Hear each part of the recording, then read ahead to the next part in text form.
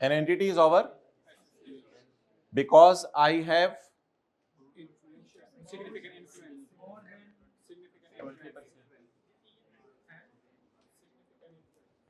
भाई ये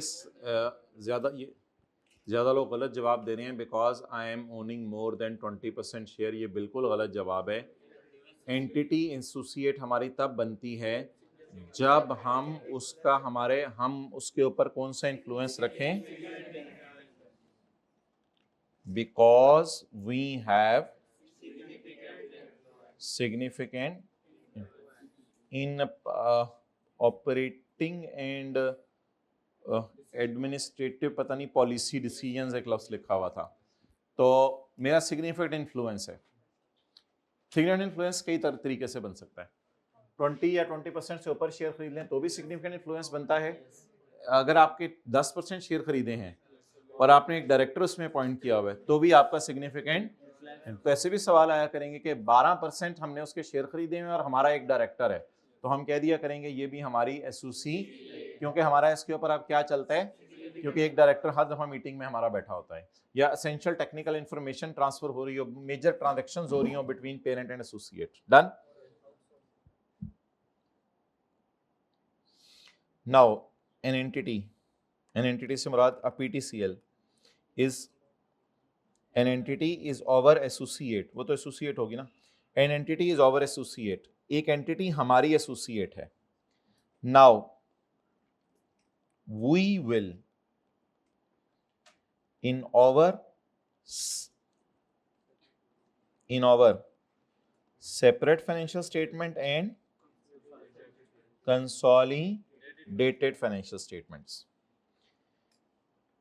इसमें हम यूज करेंगे इक्विटी मेथड, इसमें हम यूज करेंगे, और अपनी सेपरेट फाइनेंशियल स्टेटमेंट्स में हम चाहे तो कॉस्ट पे रखें, चाहे हम IFRS 9 लगाएं, चाहे हम इक्विटी मेथड। स्टिक पकड़ाइएगा, बड़ी भयानक बात है। पीटीसीएल ने रॉयल फैन के शेयर खरीदे हुए हैं 22-23%। पीटीसीएल के पास 3 चॉइसेस अवेलेबल हैं। पीटीसीएल के पास 3 चॉइसेस अवेलेबल हैं। जरा तसल्ली से देखिएगा। पीटीसीएल जब 22% शेयर खरीदे रॉयल फैन के, तो पीटीसीएल एंट्री करे इन्वेस्टमेंट डेबिट कैश, और जो डिविडेंड आए, डिविडेंड आए, उसकी एंट्री करे cash debit dividend income. I am talking about investment in shares. तो an entities over associate, shares खरीदने से एसोसिएट बनता है, डिबेंचर खरीदने से किसी के कोई एसोसिएट नहीं बन जाता, क्योंकि शेयर्स का वोटिंग राइट होता है। तो एंटिटीज ओवर एसोसिएट, हमने उसके शेयर खरीदे हुए हैं 22%, तो हम इनको कॉस्ट पे रखेंगे। एंट्री होगी इन्वेस्टमेंट डेबिट कैश, हर साल उस डिविडेंड के ऊपर जो है वो आता रहेगा, उस इन्वेस्टमेंट के ऊपर डिविडेंड इनकम आती रहेगी, भैंस दूध देती रहेगी। डन। अच्छा, तो भैंस के खरीदने की बस एंट्री करेंगे, कितने की खरीदी और हर साल कितना दूध आया। दरख्त के खरीदने की एंट्री करेंगे बस, और उसका फल जो उतारा, लगा नहीं, उतारा। IFRS 9 अगर आप फॉलो कर रहे होंगे तो फिर जरा डिफरेंट अकाउंटिंग होगी। अब IFRS 9 में वो डिस्कशन है कि शॉर्ट टर्म के लिए खरीदे हैं तो FVTPL है, लॉन्ग टर्म के लिए खरीदे हैं तो दोनों चॉइसेस अवेलेबल हैं। चलें फर्स्ट कर लें, मैंने IFRS 9 में FVTPL पर रखा है। मैंने रॉयल फैन के शेयर खरीदे हैं 22%, तो मेरे पास सेपरेट फाइनेंशियल स्टेटमेंट में एक ये भी चॉइस है कि मैं पहली एंट्री करूं दरख्त खरीदते हुए, दरख्त का 22% मैंने खरीदा, इन्वेस्टमेंट डेबिट कैश क्रेडिट, और मैं ईयर एंड के ऊपर इस दरख्त को फेयर वैल्यू पे ले जाऊं और फेयर वैल्यू गेन P&L में डालूं, और जितने फल उतारूं उसकी एंट्री कर लूं कैश डेबिट डिविडेंड इनकम। तो अब बताएं, एक एंट्री एक्स्ट्रा हो गई, फेयर वैल्यू गेन। इधर पहले साल की एंट्री हुई थी और पुत्र 100 की एंट्रियां नहीं करनिया, investment debit cash credit, cash dividend dividend income credit. हमने दरख्त खरीदा था और उससे फल उतारे थे, बस इधर एंट्रीज होंगी investment debit cash credit, investment debit cash credit, वो उसी तरह। फिर फल उतारेंगे कैश डेबिट डिविडेंड इनकम, और दरख्त महंगा हो गया उसकी भी एंट्री करेंगे investment debit P&L credit. OCA पे रखो तो ओसीए में भेज दीजिएगा। और तीसरी ऑप्शन ये अवेलेबल है कि वो इक्विटी मेथड पे भी रख सकते हैं, वर्किंग 7 वाले। लेकिन ऐसा सवाल आईकैप आपको इंशाल्लाह नहीं देगा कंसोलिडेशन में, क्योंकि अगर आपने सेपरेट किताबों में ऑलरेडी इक्विटी मेथड पे रखा हुआ है तो फिर कंसोलिडेटेड में तो फिर कोई टेंशन ही नहीं है, ऑलरेडी चीजें किस मेथड पे पड़ी हुई हैं। इसीलिए बड़ा बड़ा करके आईकैप हमेशा लिखता है इन्वेस्टमेंट्स एट कॉस्ट। इन्वेस्टमेंट्स के साथ लिखा होता था इन्वेस्टमेंट्स इन एसोसिएट एट, और अगर ये लफ्ज नहीं लिखा होता था तो नीचे जाके लाइन लिखी होती थी we purchase 22% share at a cost of 192 million 130 million. क्योंकि अगर वो रख दे इन्वेस्टमेंट्स को इक्विटी मेथड पे, वो तो ऑलरेडी फिर वर्किंग 7 ऑलरेडी हो चुकी है। अच्छा, वर्किंग 7 में आज मैं आपको बताने लगा हूं कि वर्किंग 7 को जब आप सामने रखेंगे तो अब 4 एंट्रीज होंगी। इधर मैंने 2 एंट्रीज की हैं, इधर मैंने 3 एंट्रीज की हैं, इधर 4। ये सारी आपको मुख्तलिफ मौकों पे कराई हुई, आज इकट्ठे करके बात समझाई जा रही है। अब 4 एंट्रीज होंगी, इन्वेस्टमेंट डेबिट कैश क्रेडिट, फिर जाएगा टी अकाउंट में पोस्ट पैट, फिर जाएगा टी अकाउंट में पोस्ट पैट। उसकी वो होगा दरख्त पे जो फल लगे, उसकी एंट्री होगी investment debit P&L credit. Working 7 की जनरल एंट्री जिंदगी में पहली दफा बता रहा हूं। पहली एंट्री होगी वर्किंग 7 खोल के इन्वेस्टमेंट डेबिट कैश क्रेडिट, दूसरी एंट्री होगी investment debit P&L credit, post PAT में हमारा हिस्सा। और जब वो डिविडेंड अनाउंस करेगी तो फिर हम उतारेंगे। इस वक्त हमारी इन्वेस्टमेंट में दरख्त की कॉस्ट भी पड़ी हुई है और फलों की फेयर वैल्यू भी पड़ी हुई है। अब हम जब उतारेंगे वो फल जितने हमें आए, हम उसकी एंट्री करेंगे कैश डेबिट इन्वेस्टमेंट क्रेडिट। इस मेथड में डिविडेंड नहीं जाता P&L में, इस मेथड में टी अकाउंट में पहली एंट्री होती है इन्वेस्टमेंट डेबिट और दूसरी एंट्री होती है इन्वेस्टमेंट डेबिट P&L क्रेडिट। लगे हुए फलों पे नजर रख रहे हैं, हम उतार लिए तो cash debit investment dividend credit नहीं, cash debit investment amount dividend वाली होगी। और 4 एंट्रीज कहां से हुई, बस फिर 3 ही हुई, और कैरी डाउन आ जाएगा। और इक्विटी मेथड में क्या आ जाएगा, कैरी डाउन आ जाएगा। अब आप मुझे हर मेथड में एंट्रीज बताएं। इन्वेस्टमेंट डेबिट कैश क्रेडिट, और cash debit dividend income credit. दरख्त खरीदा हिस्टोरिकल कॉस्ट और उस पर फल उतारे। दरख्त खरीदा इन्वेस्टमेंट डेबिट कैश क्रेडिट, फल लगे, एक्सलेंट, ये बुलवाना था। फल लगने की कोई एंट्री, उसने प्रॉफिट कमाया कोई एंट्री नहीं।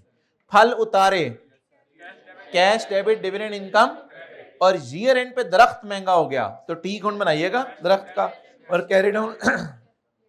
ये तो लेक्चर 1 था ना IFRS 9 का। और आखिरी मेथड, इसमें इन्वेस्टमेंट अकाउंट हमें बनाना आता है cost post PAT minus dividend carry down. लेकिन एंट्रीज पहली दफा देखी। दरख्त खरीदा इन्वेस्टमेंट डेबिट कैश क्रेडिट, फल लगे इन्वेस्टमेंट डेबिट खुशी क्रेडिट P&L। इसमें ये वाली फिगर P&L में जाएगा करेगी पोस्ट पैट वाली। और cash debit dividend income credit की जगह कैश डेबिट इन इन्वेस्टमेंट्स हमारी कम होगी, और कैरी डाउन बैलेंसिंग आ जाया करेगा। और एक भयानक बात और सुने, इक्विटी मेथड में फिर वो वाली सारी एंट्रीज भी हमें करनी पड़ेंगी, इन 2 मेथड्स में नहीं करते। फिर सेपरेट फाइनेंशियल स्टेटमेंट में वर्किंग 7 में जो भी हिट होगा उसकी एंट्री करनी पड़ेगी। P2A, A2P, fixed asset, stock, impairment, वो सारी एंट्रीज तो सिर्फ वर्किंग 7 के साथ खास हैं, वर्किंग 7 के साथ। अब आपकी मर्जी है कि इन्वेस्टमेंट का टी अकाउंट तीनों मेथड्स में खोलना है तो खोल लीजिएगा, इन 2 में तो आप इंशाल्लाह खोला ही करेंगे, इसमें भी खोलना है खोल लीजिएगा। इन्वेस्टमेंट का टी अकाउंट बनाइएगा, उसी को कैरी डाउन लिख दीजिएगा, फायदा ही नहीं होगा इन्वेस्टमेंट का टी अकाउंट खोलने का। इस मेथड में इन्वेस्टमेंट का टी अकाउंट खोलेंगे लेक्चर 1 की तरह, और इसमें इन्वेस्टमेंट का टी अकाउंट खोलेंगे वर्किंग 7 की तरह। इसमें क्या आएगा? Post PAT minus dividend. Done.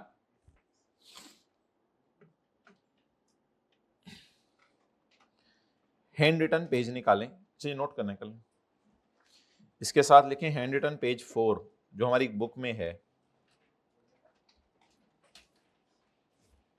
Hand written, अच्छा कंसोलिडेटेड फाइनेंशियल स्टेटमेंट में चॉइस नहीं है, उधर सिर्फ किस पे रखना है इन्वेस्टमेंट्स को? इक्विटी मेथड पे। Hand written page number 4।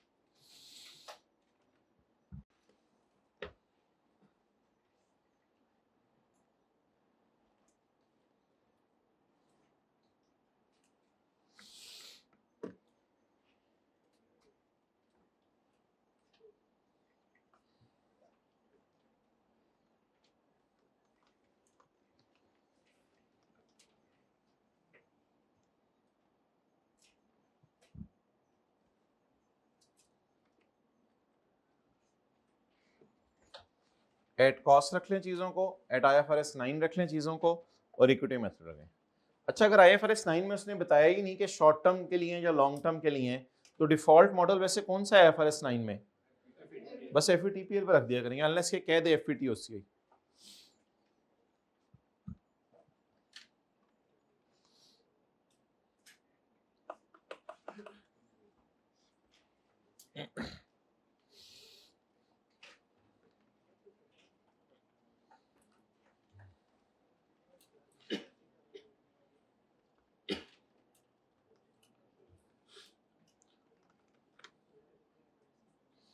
जी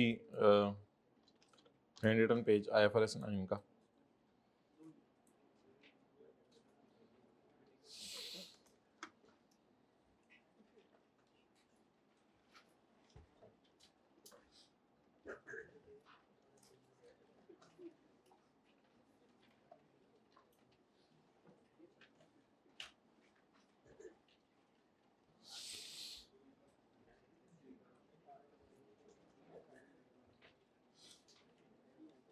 ये किताब में है पेज नंबर 4।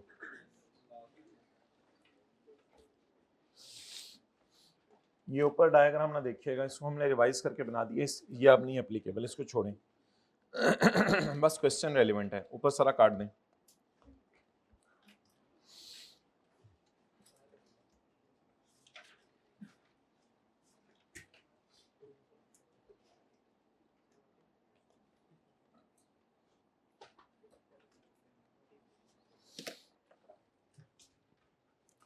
पेरेंट ने दरख्त 30% खरीदा है 1 जनवरी 19 को।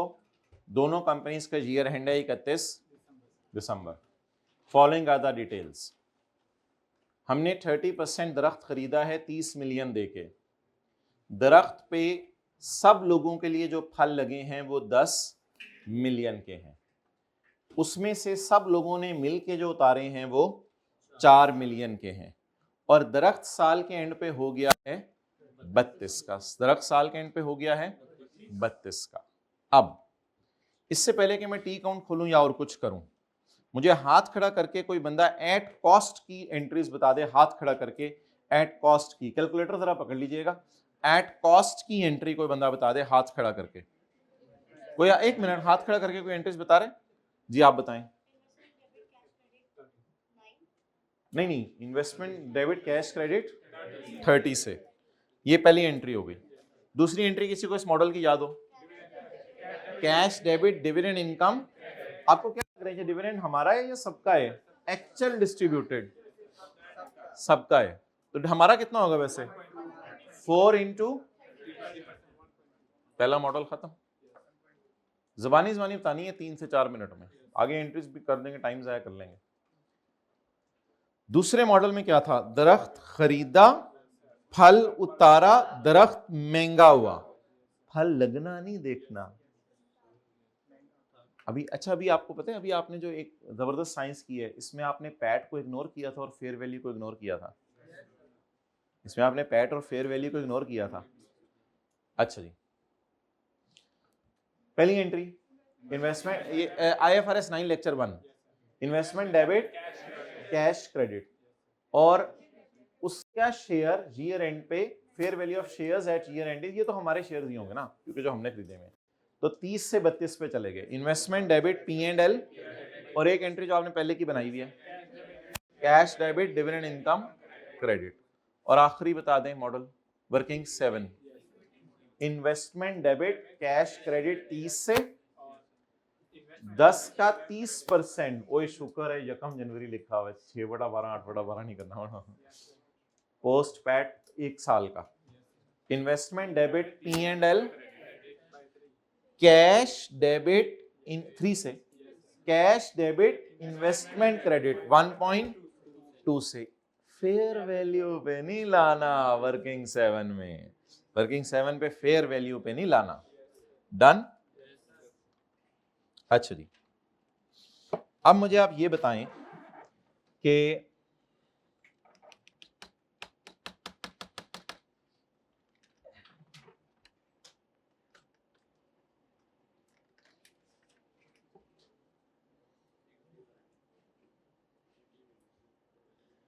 अब मुझे ये बताएं कि इन तीनों मॉडल्स में वैसे ही पूछ रहा हूं कि डिविडेंड की एंट्री, पैट की एंट्री और year and fair value. Dividend की एंट्री होगी, पैट कितने फल लगे, दरख्त कितना महंगा हुआ, IFRS 9 डिविडेंड की एंट्री होगी, पैट को देखेंगे, फेयर वैल्यू देखेंगे, equity method working 7 post PAT देखेंगे, डिविडेंड की एंट्री तो करेंगे ना, ईयर एंड पे फेयर वैल्यू देखेंगे।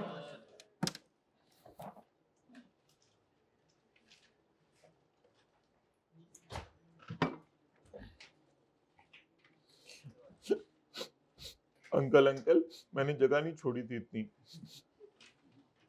आंटी मैंने कहा था आपको जगह ना छोड़े। नहीं अंकल, पहले था ना।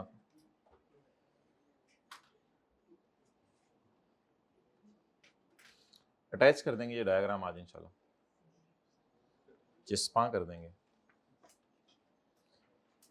किसी बच्चे से पूरी क्लास में पास पेपर क्वेश्चन 10 का आरई बैलेंसिंग सही निकल आई थी? आरई बैलेंसिंग नहीं निकली थी पास पेपर क्वेश्चन 10 का, सॉलिडेशन क्वेश्चन नहीं किया। हाँ,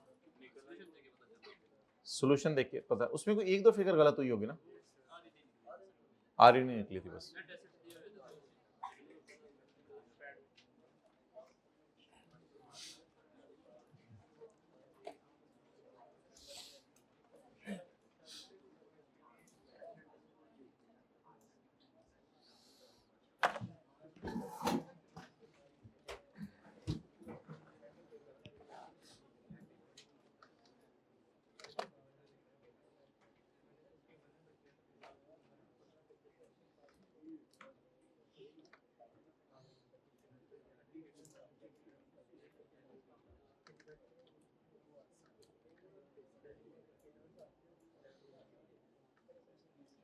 बिस्मिल्लाहिर्रहमानिर्रहीम, टाइम्स आया।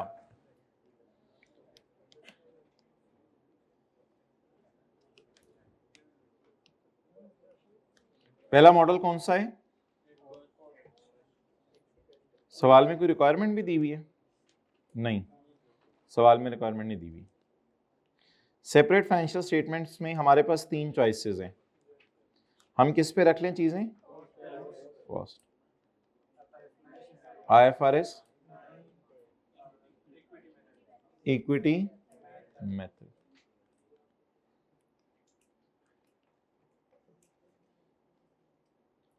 जी। कितने के शेयर खरीदे?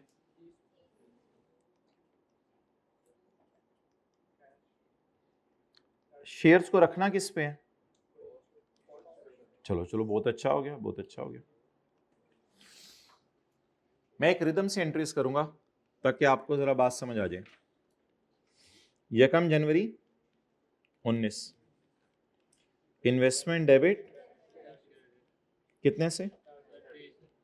30 से। अच्छा, इधर मैं एक जगह छोड़ा हूं एंट्री की, इस मॉडल में है नहीं। फल लगने की, फल लगने की। दरख्त खरीदा, फल लगे, फल उतारे। पता नहीं अब डिविडेंड किस दिन अनाउंस हुआ है। Cash dividend, dividend income in P&L कितना? 1.2। कैसे निकाला आप लोगों ने डिविडेंड? 4 इंटू,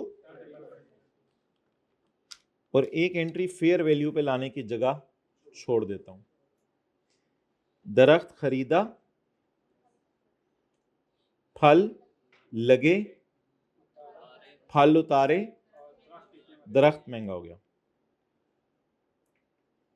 तो 2 एंट्रीज ही मैंने आपको बताई थी, आप लोगों ने भी करनी है, इधर देखे बगैर पूरा पहले कर लें। IFRS 9, investment in shares, investment in shares, IFRS 9। अच्छा जी, कितने के खरीदे? 30 के।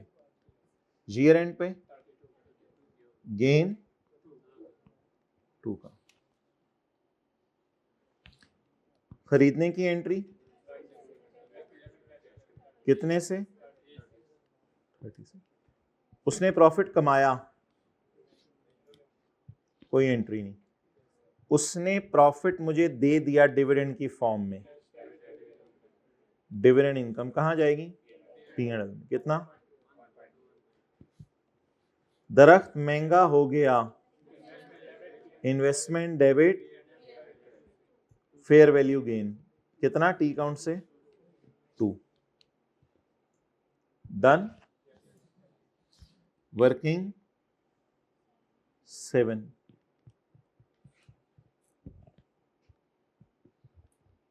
Investment in associate, separate financial statement. दरख्त कितने का खरीदा? 30 का।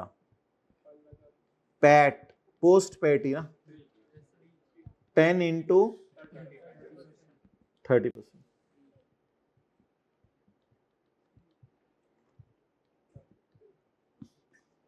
डिविडेंड आया, यहां ना कैश लिख दीजिएगा अब। डिविडेंड, डिविडेंड कितना आया? 4 इंटू हमारा हिस्सा या पूरा? इस टॉपिक में 7 परसेंटेज लगानी है। हमारा हिस्सा कितना? Carry down 31.8। एंट्रीज कितने से?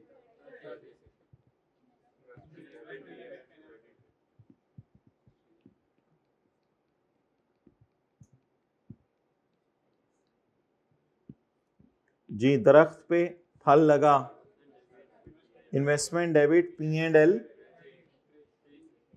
3 से। फल उतारा, अब पहले ही इतना ज्यादा प्रॉफिट ऊपर डाल चुके हैं, डबल तो रिकॉर्ड नहीं होना, उसी में से उतारना है। कैश डेबिट 1.2, और ईयर एंड पे फेयर वैल्यू पर नहीं लाना। चलें जी, सवाल देख के नोट कर लें।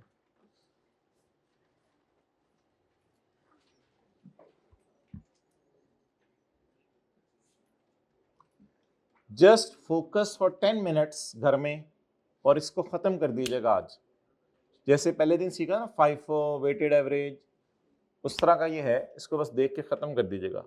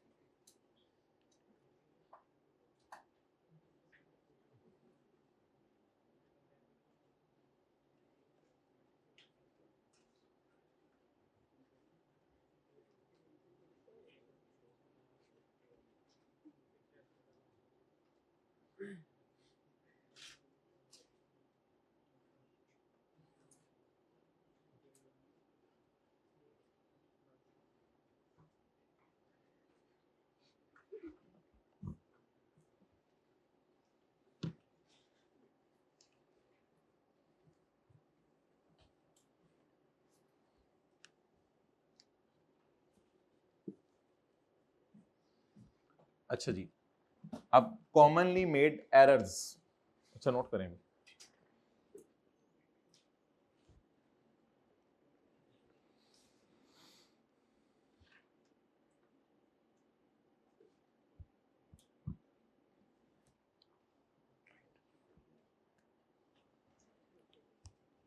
अच्छा जी, अब मुझे बताएं कि उधर 2 एंट्रीज होती हैं, इधर 3 एंट्रीज, और इधर भी, लेकिन इधर वो भी होंगी P2A A2P वाली सारी और एंट्रीज भी होंगी। अच्छा,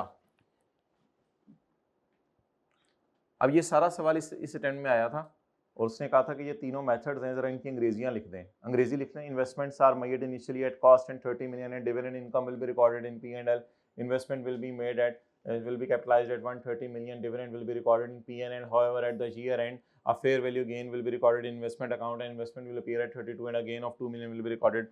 However, if we are using investments are made at 30 million and the investments will be increased by the amount of profit earned, that is 3 million, which will be recorded in investment account and the gain will be recorded in P&L, and when the dividend is received the investment will reduce by इतने। इस तरह का सवाल आया था सारा theory का, इसका लिखने वाला। ओके, अब मुझे आप ये बताएं, इसमें मेरे ख्याल से 30 से 40% बच्चे तो ये गलती करते हैं कि उनको भूल ही जाता है पेपर में कि किस मेथड में कौन सी एंट्रीज करनी है, ठीक है, ये होता है।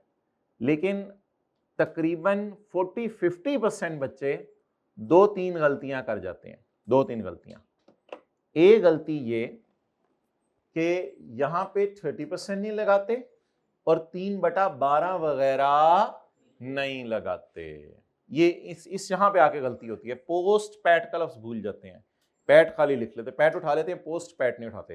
तो यहां हमारा हिस्सा भी लगाना है, और एक दो दफा ऐसा हुआ है कि फिक्रा उसने ऐसे लिखा है कि अनाउंस डिविडेंड, वो फिर पूरा होगा, उस पर हमारा हिस्सा लगाना पड़ेगा।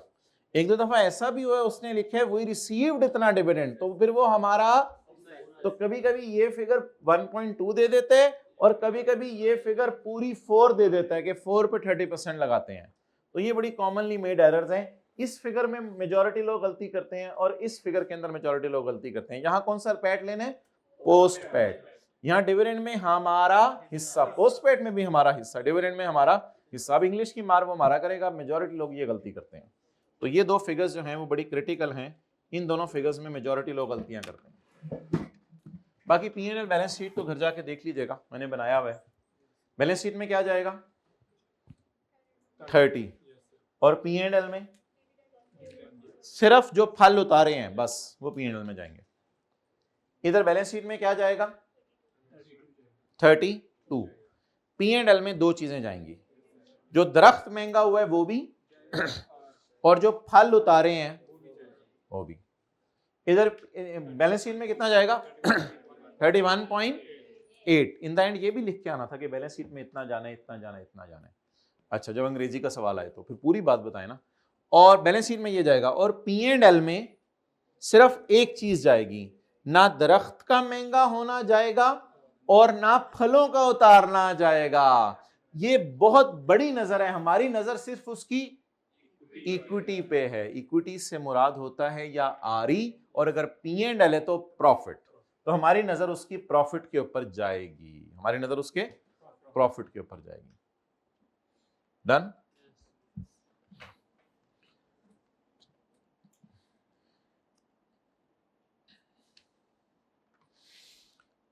अच्छा, वैसे एक बात कर रहा हूं, टैक्स वाले आमतौर पे ना, टैक्स वाले आमतौर पे ये वाला मॉडल फॉलो करते हैं,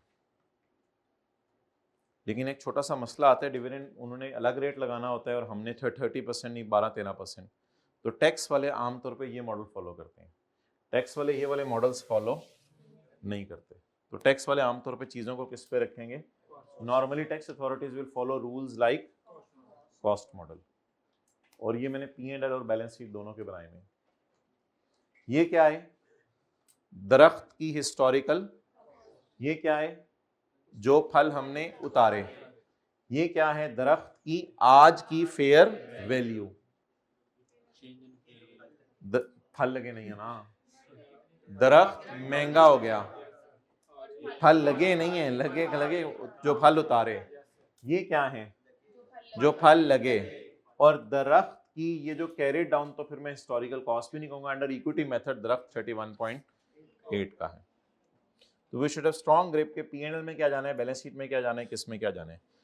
इसकी ग्रिप बनाने का और कोई तरीका नहीं है इसके अलावा कि आप जो है वो इसकी बस एंट्री जहन में सोच लीजिएगा। एंट्री जहन में सोचेंगे सारी ग्रिप स्ट्रॉन्ग हो जाएगी। तो एंट्री जिसके जहन में है वही कर सकते हैं, बाकी कोई ऐसा रट्टा प्रोग्राम नहीं है ये।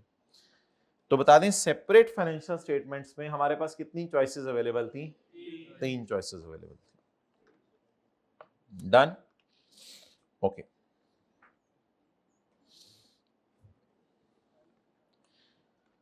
अब कोई भी एक सीधा सवाल आई कैप नहीं डाल रहा है इसमें। आई कैप जो है वो सवाल डाल रहा है कि ये वाली करनी थी, ये कर दी, ये वाली करनी थी, ये कर दी, वो वाली करनी थी, ये कर दी। तो वो सवाल कर लेते हैं एक दो। चलें जी, निकालें पास पेपर।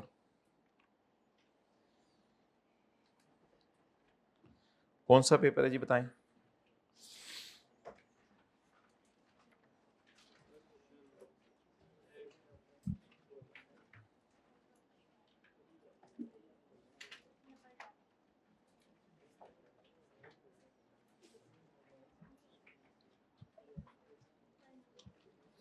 वो जो उस दिन किए थे कल परसों, वो वाले दोनों 5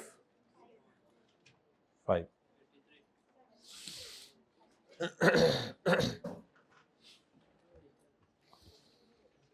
कोई बंदा ये पूरा सवाल पढ़ के मुझे बताए कि क्या करना है, हाथ खड़ा करके। क्वेश्चन नंबर 5 का 1।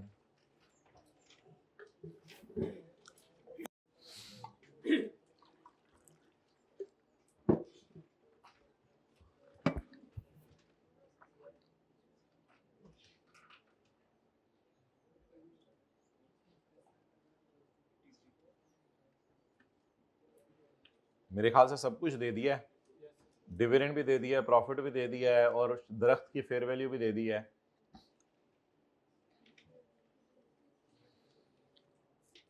कहां से कहां जाना है ये कोई हाथ खड़ा करके बताए।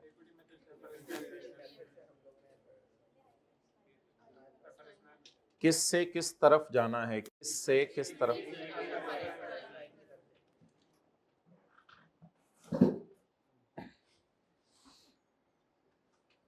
DL has classified investment in Jubilant as investment in, इसको हमने इन्वेस्टमेंट इन एसोसिएट पे रखा है, इक्विटी मेथड यूज। अच्छा, सेपरेट फाइनेंशियल स्टेटमेंट्स हैं ये, कंसोलिडेटेड नहीं है, याद रखिएगा। जुबली ने ये जेएल ने अपनी फाइनेंशियल, डीएल ने अपनी फाइनेंशियल स्टेटमेंट में इन्वेस्टमेंट इन जुबली को रखा है, इन्वेस्टमेंट इन जुबिलेंट को रखा है इन्वेस्टमेंट इन एसोसिएट।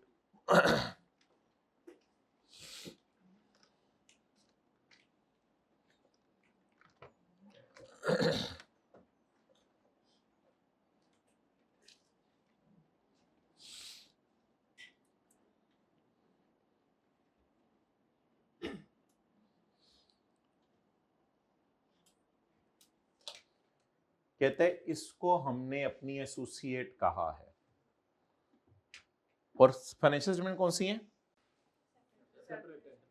तो मेरे भाई अगर तुमने इसको एसोसिएट कहा है, अगर तुमने इसको कहा है तो मुझे बताओ, फिर मुझे इल्हाम तो नहीं होना कि तुम सेपरेट किताबों में कौन सा मेथड यूज कर रहे हो।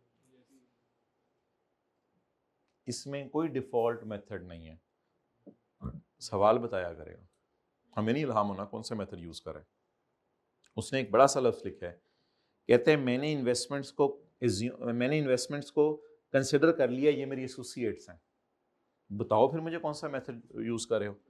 इसमें इस लाइन से कोई मतलब ना निकालिएगा। DL has classified investment in Jubilant as an investment in, we have acknowledged an entity that an entity is our हमने एक्नॉलेज कर लिया कि हमारी एंटिटी एसोसिएट है। ये जो मैंने इन्वेस्टमेंट की है मेरा इस पे सिग्निफिकेंट इन्फ्लुएंस है। सिग्निफिकेंट इन्फ्लुएंस वाली अकाउंटिंग मैंने क्लासिफाई कर दी है। उन्होंने कहा फिर बताओ कौन सा मेथड फॉलो कर रहे हो। कहते हैं using despite having no significant influence. और बाद में पता चला कि इसमें हमारा इन्फ्लुएंस तो भाई आप बताएं क्या करेंगे। अब मैं एक लाइन डालने लगा हूं इसमें, जो मैंने लाइन आपको डलवाई ही नहीं थी, वो लाइन डालने लगा हूं इसमें। वो लाइन क्या बनेगी?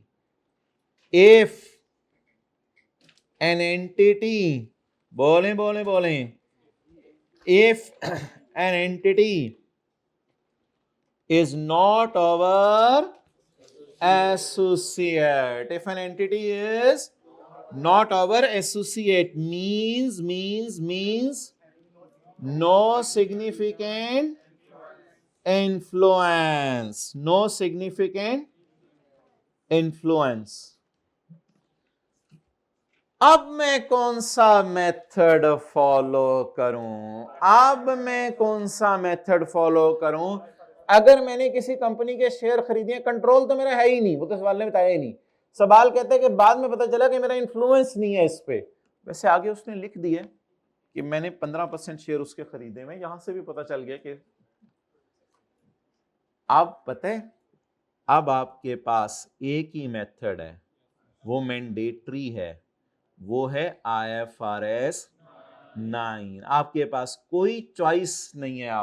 अब आपके पास मैंडेटरी है कि आप कौन सा स्टैंडर्ड लगाएं, IFRS 9। ऊपर वाली डिस्कशन किनके लिए थी? जो हमारी क्या बन गई थी, और बाद में पता चला कि मेरा तो इसमें इन्फ्लुएंस ही, जब इन्फ्लुएंस ही नहीं है तो ये मेरी एसोसिएट ही, जब ये मेरी एसोसिएट ही नहीं है तो मेरे पास चॉइस अवेलेबल है या IFRS 9। IFRS 9 एक बहुत बड़ी बात हम कर रहे हैं। स्टैंडर्ड ने ना इसकी इजाजत ही नहीं दी इन्वेस्टमेंट को कॉस्ट पे रखने की। जब आप किसी कंपनी के 10, 12, 13%, 8% शेयर खरीद लेते हैं ना, तो स्टैंडर्ड इजाजत ही नहीं देता इन इन्वेस्टमेंट को कॉस्ट पे रखने। ये कहता है ये इन्वेस्टमेंट लिक्विड टाइप चीजें, इनको फेयर वैल्यू पर रखा करो। इन्वेस्टमेंट को तो फेयर वैल्यू पर रखना होता है। इन्वेस्टमेंट इन शेयर्स में there is no concept of cost model. Investment in shares में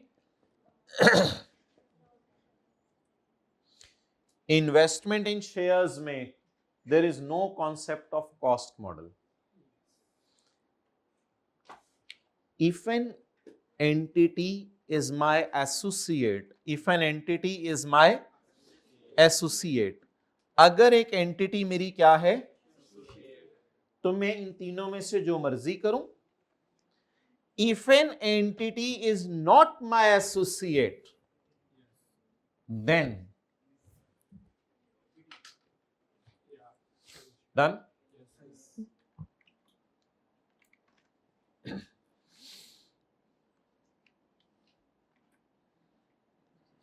क्वेश्चन नंबर बताएं कौन सा? क्वेश्चन नंबर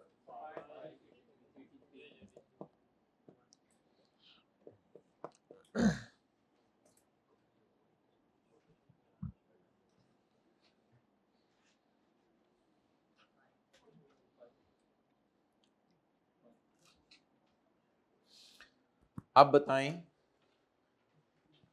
मैंने इन्वेस्टमेंट की है और मैंने एसोसिएट करार दे दिया है और मैंने इक्विटी मेथड लगा दिया है। मैंने 3 एंट्रीज कर दी हैं, investment debit cash credit, investment debit post PAT credit और कैश डेबिट इन्वेस्टमेंट। ये 3 मैंने कर दी एंट्रीज। बाद में पता चला कि ये तो मेरी एसोसिएट ही है ही नहीं। अब इस डायग्राम, ये डायग्राम तो मुझे हेल्प नहीं करेगी। इस डायग्राम की तो हेडिंग थी मेरी एसोसिएट है। अब अगर मेरी एसोसिएट नहीं है तो सब्सिडरी भी नहीं है, तो ना सब्सिडरी है ना एसोसिएट है, तो फिर मजबूरन कौन सा स्टैंडर्ड बच गया? IFRS 9। इसलिए अच्छा IFRS 9 में उसने नहीं बताया कि ये लॉन्ग टर्म के लिए या शॉर्ट टर्म के लिए, तो फिर डिफॉल्ट मॉडल बेहतर है FVTPL। तो आप बताएं कौन सा मेथड यूज हो रहा था, इक्विटी, इससे किसकी तरफ जाना पड़ेगा, एफवीटीपीएल की तरफ। अच्छा, इसने ये क्यों बताया कि ये मेरी एसोसिएट है और मैं इक्विटी मेथड लगा रहा हूं, ये क्यों बताया, मेरी एसोसिएट है और मैं इक्विटी मेथड लगा रहा हूं, ये क्यों बताया इसने, क्योंकि इक्विटी मेथड में there are choices, sorry equity method मादरत, सिग्निफिकेंट इन्फ्लुएंस, सिग्निफिकेंट इन्फ्लुएंस में वी हैव चॉइसेस अवेलेबल, तो जैसे उसको बताना पड़ा था मैं कौन सा मॉडल फॉलो कर रहा हूं। अब हमारी डायग्राम ये होगी कि यहां से यहां पे ले जाएं, यहां से यहां पे ले जाएं, ये वाली काउंटिंग है। तो 2 मिनट में ओरिजिनल और रॉन्ग एंट्रीज कर दें, रेक्टिफाइंग इकट्ठी करेंगे, 2 मिनट ज्यादा दे रहा हूं, 2 मिनट भी, ओरिजिनल और रॉन्ग एंट्रीज कर दें। और वो गलतियां देखिएगा क्या क्या आप लोग करते हैं, कुछ लोग एंट्रीज गलत करेंगे, कुछ एंट्रीज की फिगर्स गलत यूज करेंगे।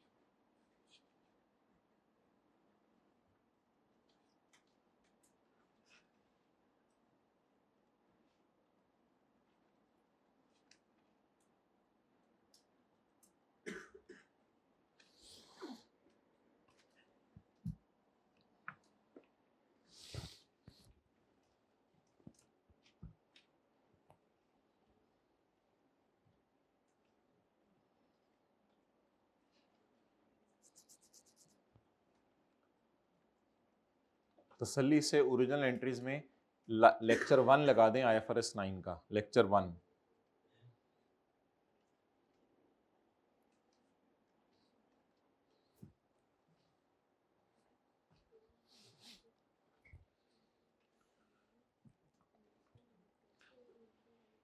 आसान सा काम करें ना, IFRS 9 वाला टी अकाउंट खोलें, 1 मिनट में खत्म करें, वर्किंग 7 वाला टी अकाउंट खोलें, 1 मिनट में खत्म करें।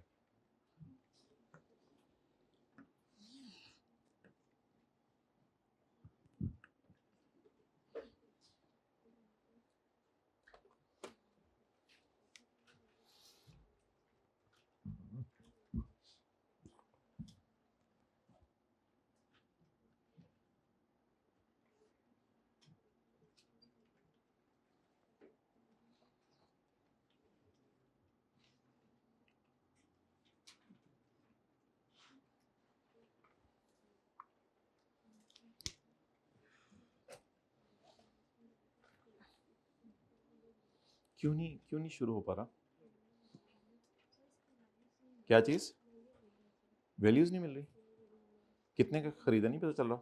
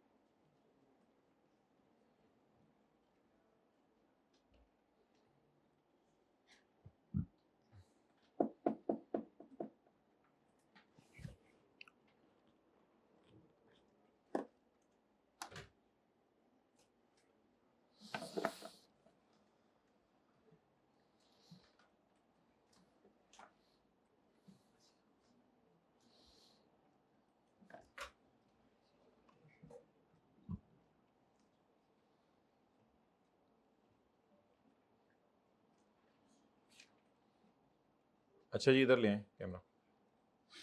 अच्छा भाई इधर देखें,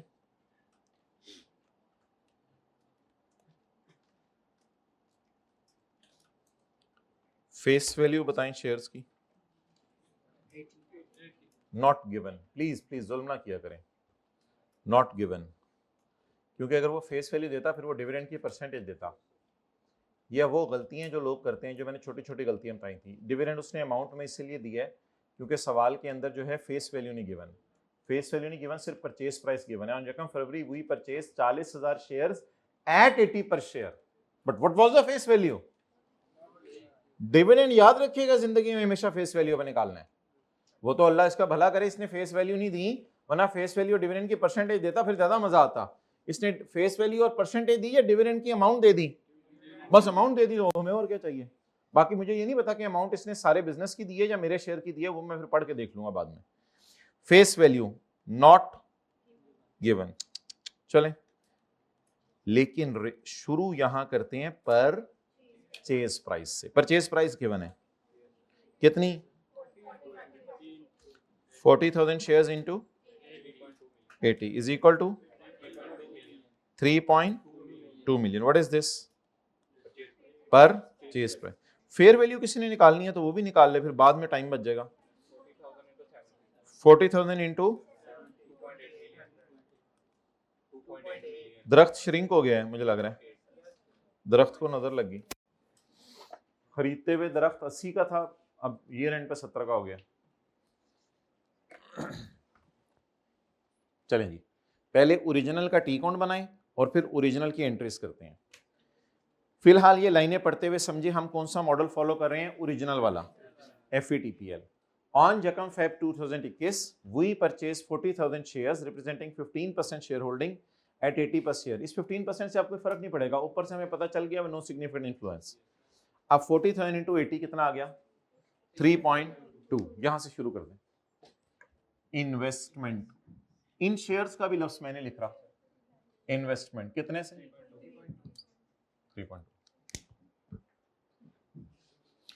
कोई 3 एंट्रीज बता दे अगर किसी को याद हो तो। 3 entries, investment debit, cash credit, transaction cost expense debit, cash credit ये भी होती है एंट्री वैसे, और इन्वेस्टमेंट डेबिट ईयर एंड के ऊपर गेन P&L वगैरह, और तीसरी डिविडेंड की cash debit dividend income credit, ये भी याद करवाई एंट्रीज। अच्छा जी, ऑन रकम February we purchase 40,000 share into 40 into 80 क्या हो गया? दरख्त के खरीदने की price. On 30 September we announced an interim dividend of ₹5 per share. ₹5 per share dividend मिला, तो 5 पर शेयर मिले तो मेरे पास कितने शेयर हैं? अब खुदा के लिए इसमें परसेंटेज ना लगाइएगा, क्योंकि 5 पर शेयर है तो मेरे पास 40,000 शेयर हैं, तो 5 तरफ 40,000 मेरा ही डिविडेंड निकलेगा। चले एंट्री साथ साथ करते रहे।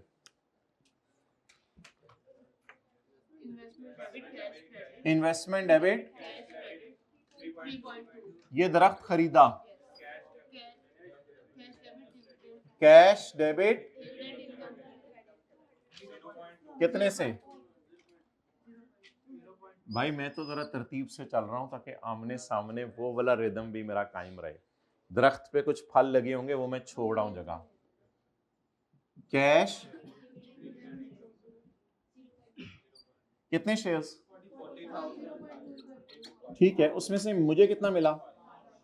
जो जवाब आए उसको डिवाइड करें 1,000,000 से, यानी 1 मिलियन से। ये बन गया हमारा डिविडेंड।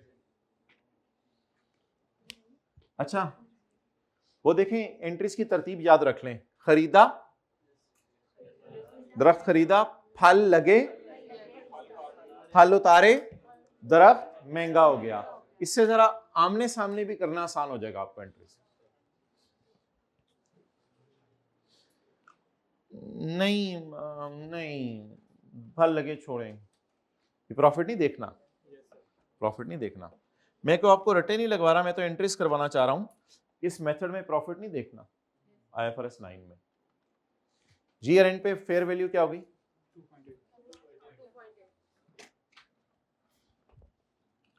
कैरी डाउन कितना?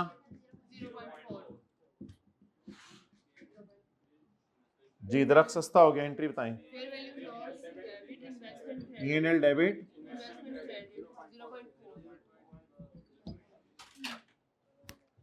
उधर ही रखें कैमरा।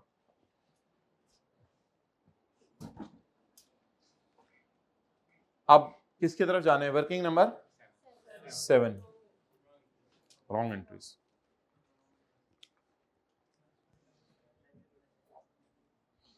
फिलहाल चले इन्वेस्टमेंट का लफ्ज़ से लिखते हैं, इन्वेस्टमेंट का। ओके माय डियर, सबसे पहले बताएं हम क्या एंट्री करेंगे, कितने से? Investment debit 3.2। इसके बाद फल लगा पोस्ट पैट। आप बताएं पैट कितना है इसका? 2.4, लेकिन ये फॉर द ईयर है और ये इसका पूरा पैट है, हमारा हिस्सा नहीं है।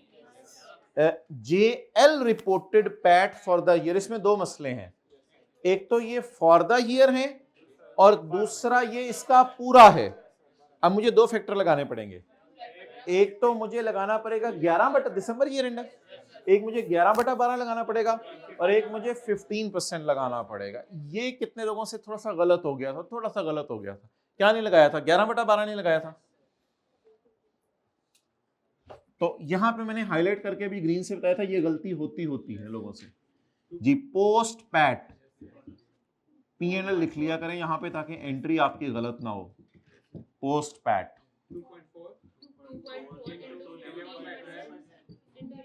नहीं, इंटू 11 में ज्यादा बेहतर पता है। पहले मैंने 11 महीने से खरीदा हुआ है, उसमें मेरा ये ना हमने असल में गलती कर दी हुई है, हमने इसको इन्वेस्टमेंट इन एसोसिएट समझ लिया हुआ है। जी भाई, आपको क्यों परेशानी हो रही है? पोस्ट पेड P&L की जगह हाँ कॉस्ट तो लिखते थे, क्योंकि वर्किंग 7 में होने को एंट्रीज नहीं करनी होती थी, वो ऑलरेडी हुई होती थी। लेकिन आज तो हमने एंट्रियां मारनी है ना, तो लिख लें ब्रैकेट में, इधर पोस्ट पैट लिख दिया, इधर ब्रैकेट में लिख लें। इधर कोई कहेगा डिविडेंड लिख दे, मैं लिख देता हूं ब्रैकेट में, लेकिन इधर तो एंट्रीज करनी है। दरख्त खरीदा, फल लगा, फल उतारा, निकला हुआ है ऑलरेडी, कहां से उठाएं? Cash debit investment 0. नहीं, मुझे कैरी डाउन नहीं चाहिए, मुझे कौन सी बैलेंस शीट मांगी है उसने? अच्छा जी, बोलें आप।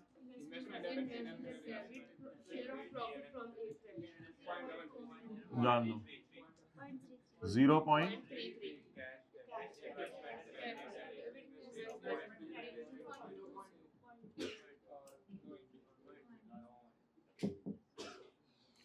कोई ऐसा भी है पूरी क्लास में कि जिसका पूरा सही हुआ हो? जी अच्छा, डिविडेंड इनकम पे परसेंटेज लगा दी थी। अगर आपने मल्टीप्लाई 40,000 से किया ना, तो वो 40,000 है ही हमारे शेयर, उसके टोटल शेयर नहीं दिए हुए। अच्छा, अब भाई अगर यहां खड़े होके ओवरऑल नेट इंपैक्ट निकालें और यहां खड़े होके ओवरऑल नेट इंपैक्ट निकालें, तो एक कंसोलिडेटेड सी एंट्री बनेगी, वो भी शायद करने की इजाजत हो। और अगर एक एक करके कंपेयर करना है तो वो भी शायद इजाजत हो। अगर एक एक करके कंपेयर करना है तो क्या करेंगे? इसकी रेक्टिफाइंग एंट्री करने की जरूरत नहीं है, वो कर दी नहीं करनी थी, इसको उल्टा दें। डिविडेंड क्रेडिट करें और इन्वेस्टमेंट डेबिट करें, ठीक है? P&L debit investment credit as it is कर दें, ये करनी आती है।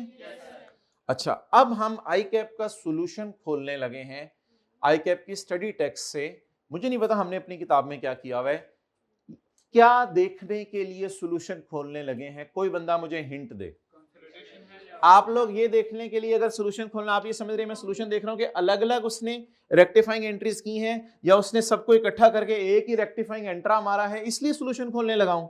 नहीं, मैं इसलिए सोल्यूशन खोलने लगा हूं कहीं वो इतनी ज्यादा बारीकी में ना चला गया हो कि इसके साथ हमें लिखना चाहिए था इन्वेस्टमेंट इन शेयर और इसके साथ लिखना चाहिए था इन्वेस्टमेंट इन एसोसिएट, यानी टी काउंट के नाम पे ही बहस ना उसने छेड़ दी हो। ये जरा जाके मुझे देखने दें कि उसने क्या किया है, फिर इंशाल्लाह अगली बात करते हैं। कुछ समझ आई बात? IFRS 9 में इसका क्या नाम रखते थे? इन्वेस्टमेंट इन शेयर्स, ये वाला इन्वेस्टमेंट इन, और इसका नाम नहीं, हमारी किताब का सॉल्यूशन तो मैं नहीं खोल रहा, पता नहीं हमने क्या किया, किस जमाने में किया, वो भी सही होगा शायद, लेकिन बेहतर है जो आईकेप कर रहा है उस तरह करते हैं। My computer E drive Kaif 6 March 2026 study text desktop पे मिल ही नहीं हो। ये सवाल का नाम बताएं। जुबी नहीं, डिटरमाइन, जुबिलेंट, मिल गया इसको जुबिलेंट। अच्छा जी,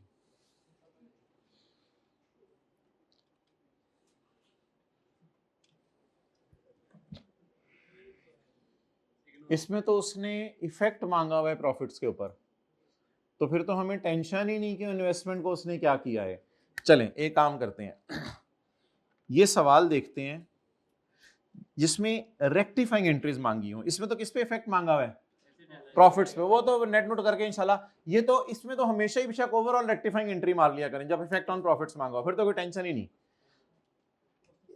क्वेश्चन 7 में उसने क्या कहा है, ये आपका होमवर्क होगा ना, HL इन्वेस्टेड इन ये as an investment in associate and applied equity despite having no significance, वही वाली अंग्रेजी कॉपी पेस्ट कर दी और डाटा थोड़ा सा बदल दिया उसने, ये वाली रिवीजन हो जाएगी एक। और bond issued as treated as equity, ये करवा दिया था? नहीं, ये सवाल भी करवा दिया था, इस तरह का कुछ और ये वाला करवाया था, फिर हाईलाइट क्यों नहीं हुआ हुआ? अच्छा, prepare accounting entries in the books. अच्छा, ये कौन सा सवाल है? अब हेवनली में क्वेश्चन 7 आएगी भी, किताब में क्वेश्चन 7 होगा। मैं ऑब्जेक्टिव नहीं समझ रहे, मैं क्यों यहाँ लेके आया हूँ? अब मैं कौन सा सवाल ढूंढूं? अब हेवनली सोचने ढूंढने की जरूरत नहीं, शायद ऐसे ही इधर उधर मिल जाए कहीं। हेवनली ओ rectifying entry, other investment debit, investment in associate, ये वाली एंट्री मार रहे वो माय ब्रो, अलग अलग कर रहे हैं। अदर इन्वेस्टमेंट से मुराद, हम तो इन्वेस्टमेंट इन शेयर्स लिखते हैं ना भाई, इन्वेस्टमेंट इन शेयर्स, तो ये वाली एंट्री भी मार रहे वो। तो चलें फिर थोड़ा सा काम करें, इन्वेस्टमेंट के साथ क्या लिखें? नहीं जाने हम अपने अल्फाज इस्तेमाल करें, वो कोई गलती नहीं है। इन्वेस्टमेंट इन शेयर्स, ठीक है, तो और ये इन्वेस्टमेंट इन एसोसिएट, और ये भी इन्वेस्टमेंट इन एसोसिएट, और ये भी इन्वेस्टमेंट इन एसोसिएट, और ये इन्वेस्टमेंट इन शेयर्स। चलें जी, करवाएं अब अलग अलग एंट्रीज।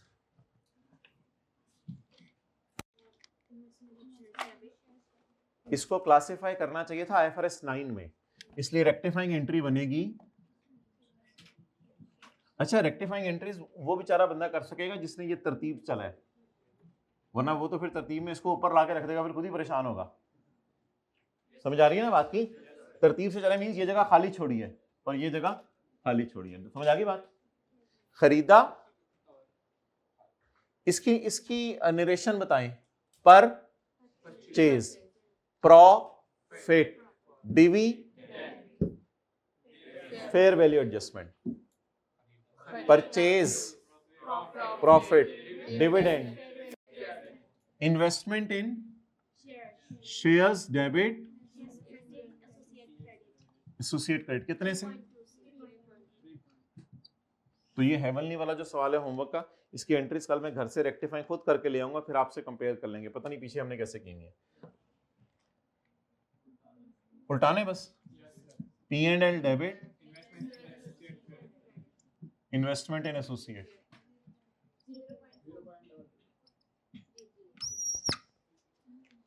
कैश की एंट्री कौन नहीं भूलता।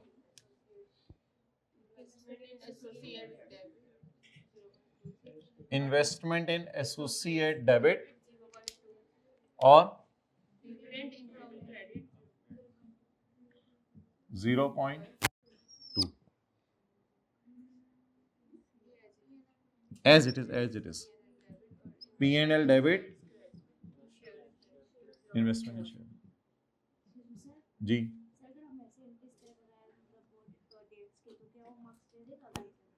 वैसे क्या किए बगैर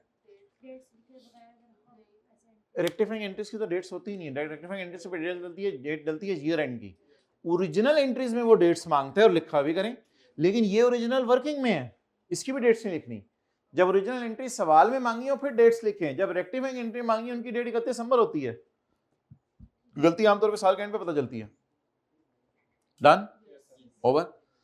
अब मुझे बता दें कि एसेट्स पर क्या फर्क पड़ेगा, एसेट्स पर क्या फर्क पड़ेगा।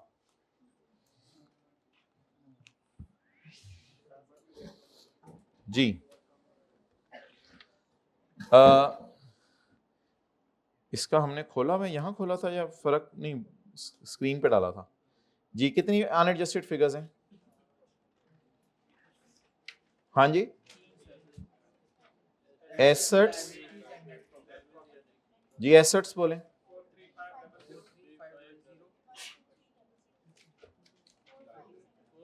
4573, ये 1000 में है।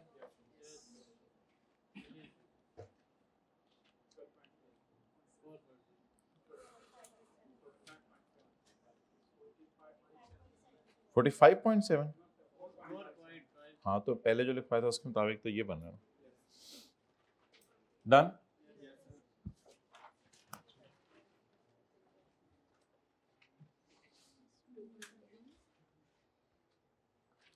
इन्वेस्टमेंट इन शेयर्स की वजह से बोलें एसेट बढ़ जाएगा। मेरे ख्याल से अब आप ऐसा करें, उस दिन मैंने ओरिजिनल रॉन्ग देख के उधर रेक्टिफाइंग करवाई थी, तो वर्सेस वाली से गुजारा था। अब अगर रेक्टिफाइंग आपने मेहनत करके कर ली है तो वर्सेस तो आपने कर दिया। अगर मैं ये रेक्टिफाइंग मिटा दूं तो फिर रेक्टिफाइंग सोच के पोस्ट करते रहे वर्सेस वाली से, और अगर मैंने रेक्टिफाइंग कर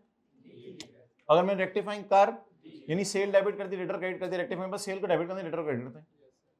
अब बोले मैं क्या करूं, इन्वेस्टमेंट इन शेयर्स को 3.2 से बढ़ाऊं और 0.4 से कम कर दूं। ठीक है, अगर आपने तसल्ली से लिखना है increase in investment in shares, increase in investment in, rectifying entry कह रही है कि शेयर्स को इतने से बढ़ाओ और इतने से कम करो। अब वर्सेस वाली कैलकुलेशन से गुजारूं या बस इनको नेट करके पोस्ट कर दूं? वर्सेस वाली कैलकुलेशन से कब गुजारते हैं? जब इसको इससे कंपेयर कर रहे हो कि इतना हुआ इतना करो। अभी तो मैंने हुआ करके रेक्टिफाई कर दिया है, अब इसको पोस्ट कर दें, बस इन्वेस्टमेंट को बढ़ा दें 3 पॉइंट और कम कर दें 0.4 से। ये मैं वर्सेस वाली कैलकुलेशन नहीं कर रहा, ये जो हुआ है उसे उतार रहा हूं बस इधर। 3.2 से मैंने बढ़ाया है और 0.4 से वर्सेस वाली नहीं है, उतार रहे हैं बस जो डाटा की है। कितना? 2.8। वैसे भी कर सकते हैं। अब आप उतारते जाएं चीजें, उतारते जाएं, कम कर दें, कम कर दें, उतारते जाएं चीजें, कम कम बढ़ाएं।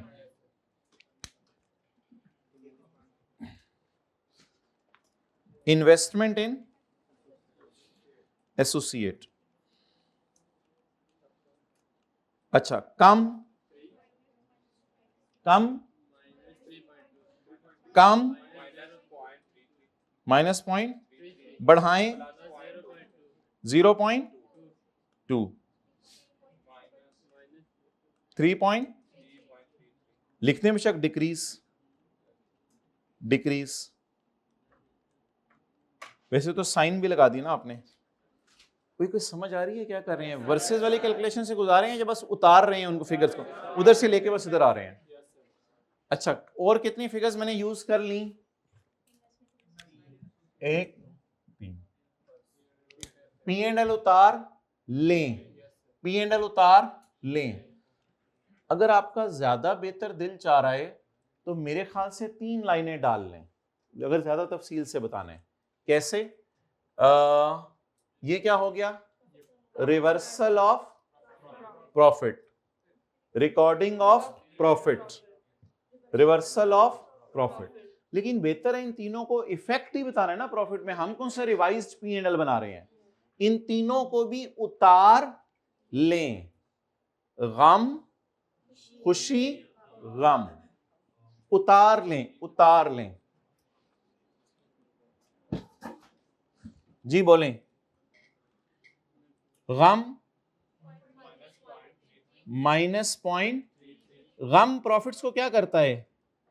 कम। गम,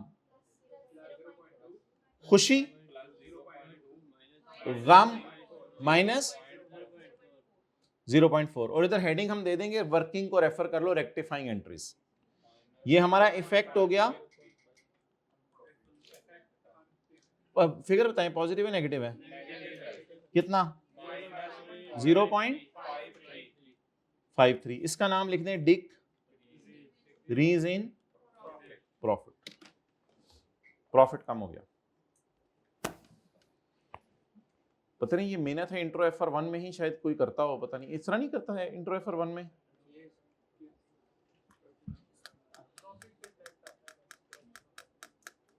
प्रॉफिट पे आते हैं, एसेट्स लायबिलिटीज में नहीं आता।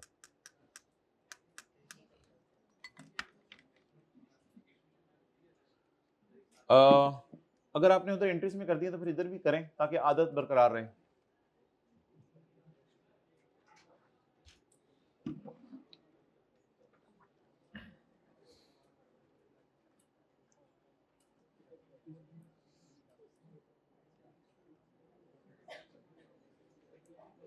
अब भाई मुझे बता दें आप, आज तो मैं आपको कंसोलिडेशन का सवाल नहीं होमवर्क में दे रहा। आप लोगों ने जो है वो सुबह वाले फाइनेंशियल लाइबिलिटी FVTPL के 2 सवाल करने हैं। एक कल वाला होमवर्क कीजिएगा और पास पेपर कीजिएगा। फिर ये वाली चीज़ें भी आप लोगों ने करनी है। तो इसलिए होमवर्क में तो पास पेपर का ही, क्योंकि एक आधा सवाल बस हम डाल देंगे। अब आप बता दें, पास पेपर क्वेश्चन 10 डिस्कस कर दें 15-20 मिनट या रहने दें? कितने लोगों को लग रहा है कि हमने कल किया था, थोड़ी सी डिस्कशन हो जाए एक दफ़ा?